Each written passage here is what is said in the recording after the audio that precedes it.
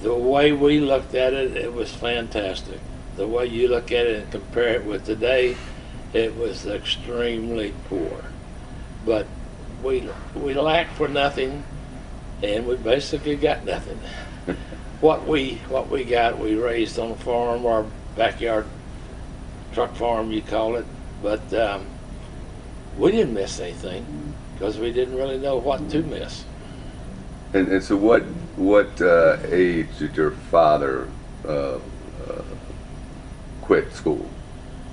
I think he was about 13. Now, his father didn't give up on the family, but his philosophy was that I will go off and try to go to some location and work, but they didn't communicate. The mother didn't know where he was, his children didn't know where he was, and a year and a half later, he would show up with a couple $1,000s. And so but in the meantime, they had nothing. So what did your father do? My father says, we can't live like this. So he quit school and took off like my grandfather did, but on a much smaller basis. He wouldn't be gone but a week or two or something like that. And so they did what they knew to do. And that was sort of the history of it. And Granny Tucker, what kind of education did she have? She finished high school, and she was a piano player and an excellent mother. Okay. And so you lived, when you were born, can you tell us about your childhood? Well, as much as I know about it and have been told about it, we lived in Rhoda, Virginia, which was a mining town for Stonega Coke and Coal Company in Rhoda, Virginia. The mining company provided hospital, doctor, school, company store, and jobs for the people, but not much pay. And the families could withdraw futures on their salary to sort of, time over, but they always had to repay it. And this is what Granddaddy did. He worked for the mining company. Yes, after he got married and they moved to Rhoda, he worked for the mining, and it was a very, very tough life. And your education? When I was 6 years old, my father bought a small little house in East Stone Gap, Virginia, which was about 12 miles from Rhoda, Virginia. And Dad still worked in the mines, but he traveled back and forth. But we were pretty lucky. We had a pretty nice house. My father could do anything. He could put in plumbing, he could put in pavement, he could build a house. And so he added rooms to it.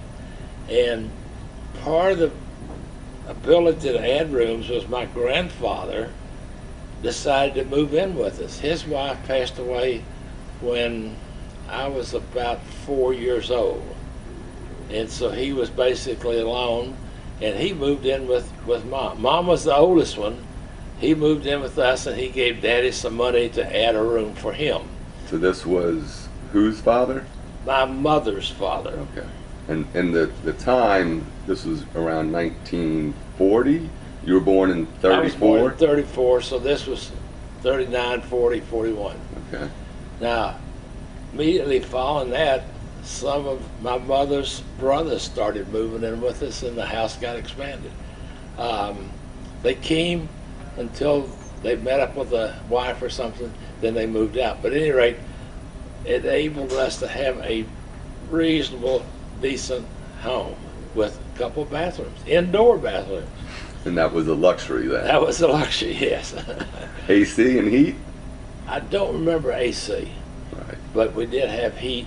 Most of us had wood-burning fireplaces, and that was the source of heat. I don't remember the first indoor heat till, excuse me, indoor heat until we moved to Kingsport, Tennessee. And then my dad put indoor furnace in. And what year was this? I was probably 10 years old. Okay, so in the mid-40s.